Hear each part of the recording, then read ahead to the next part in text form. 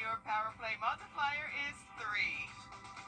Let's take another look at those winning numbers. Remember, there are multiple ways to win. We'll see you back here Monday night. Good night, everyone. Live from Augusta, we're watching News 1226 at 11. Well, college football is back, and the Clemson Tigers honored a South Aiken legend during halftime of tonight's game. Coming up, we take you to Death Valley. But good evening, I'm Audrey River. We're so glad that you're joining us this evening. And before we have more about football, we're going to stay closer to home and talk about the weather. And man, Emily, we've had some very nice days out recently. It feels like we're getting a little bit of a taste of fall. Well, fall for here. Yes, definitely so. It's football weather for us, so things are very comfortable, and that's going to continue throughout our Labor Day weekend. Tomorrow morning, waking up with temperatures in the low 60s for us, so very mild start to our Sunday. Have to make sure I'm getting my days right there, but things are going to be very comfortable. We'll see the sun at times, but we will still have a little bit of cloud cover sticking around throughout the afternoon. We'll see a high in those lower 80s for us, and that's going to be really the trend again for our Labor Day come Monday. So we're going to be cruising in those lower 80s for the next couple of days. Not really tracking a rain chance for tomorrow. Just know that there might be a little bit extra cloud cover than what we saw today. But rain is in the forecast. I'll tell you when coming up. On your sideline, sponsored by Chandler Law Firm. All right, the college football season is just getting started. Plenty of action out there on Saturday, starting in Death Valley, where Clemson legend Michael Dean Perry was etched in Tigers history during halftime. Your sports director, Alyssa Lyons, has more from Clemson and LSU. The mark of the thoroughbreds forever etched into Memorial Stadium, captured in one memorable moment.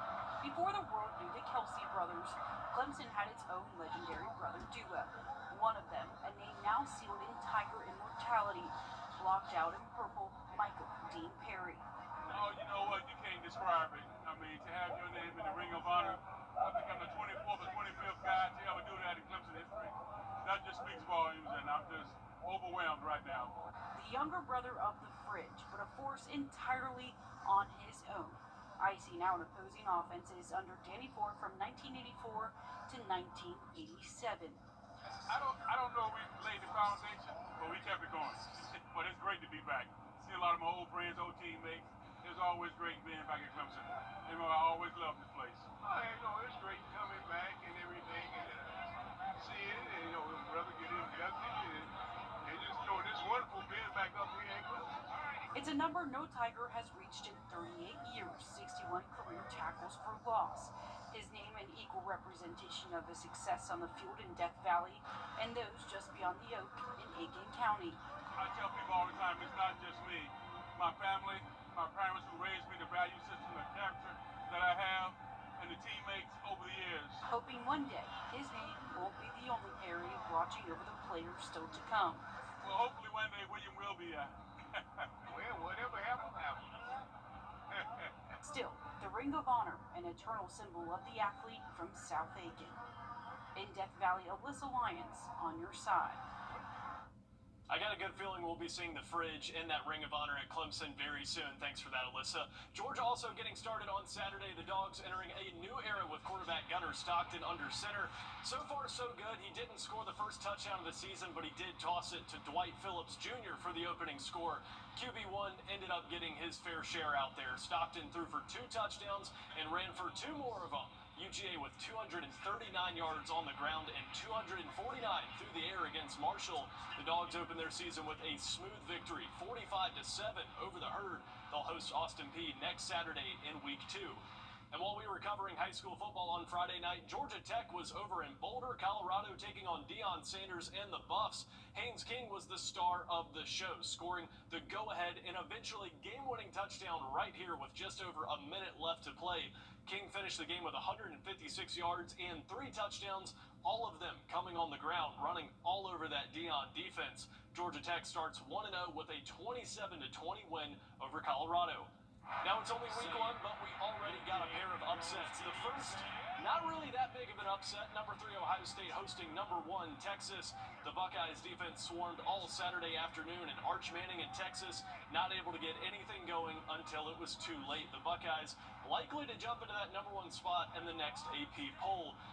Then there was a game down in Tallahassee. I'm not sure what's going on with our score graphic down there, but yeah, I am coping a little bit. Number 8 Alabama with an absolutely abysmal showing on the road at Florida State. The Tide took the early 7-0 lead, and they never saw it again. Unranked FSU takes down Bama in week 1. Still waiting on a final score from that game. Maybe they'll play a 5th quarter sometime out there. All right, big finish time over in Oregon. The unthinkable happening to Puddles, the mascot, trying to get the fans hyped up and loses his head, doing the waddle of shame back to the locker room. Injuries definitely not something that we ever want to see happening in sports, and we're wishing Puddles a swift and speedy recovery the rest of the season. Audrey? Okay, great. Thanks for those updates, Joseph. But the U.S. has seen a record summer of travel, and this long weekend is no different. Elise Preston is at the Los Angeles International Airport. The TSA says nearly 7. And speaking of the holiday, some people may be heading out of the door in the morning or even now to avoid the traffic. Taking a live look at I-20, Georgia's Transportation Department says the best time to head out is in the mornings each day to avoid the rush of people. And the Richmond County Sheriff's Office is asking for the public's help finding a man wanted for questioning. According to the Sheriff's Office, 25-year-old Colby Murphy is wanted for the questioning in reference to a rape that happened yesterday on Blum Street. Deputies say Murphy is known to be around the area of the Allen homes. Anyone with information is asked to call the Sheriff's Office. And the shooting at a Minnesota school is bringing back the debate of arming teachers in schools. Coming up, learn the pros and cons to arm teachers.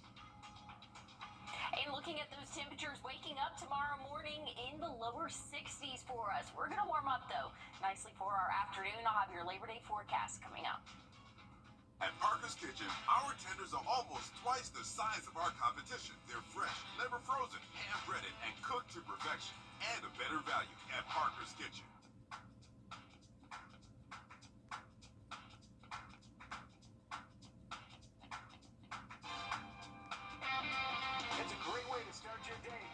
I'm Cliff Bennett. And I'm Mary Klingler on Morning Mix. Each day, we'll start you off by looking at the latest events. And talking to the great people that make the CSRA the place to be. Morning Mix, weekday mornings on News 12 and 26.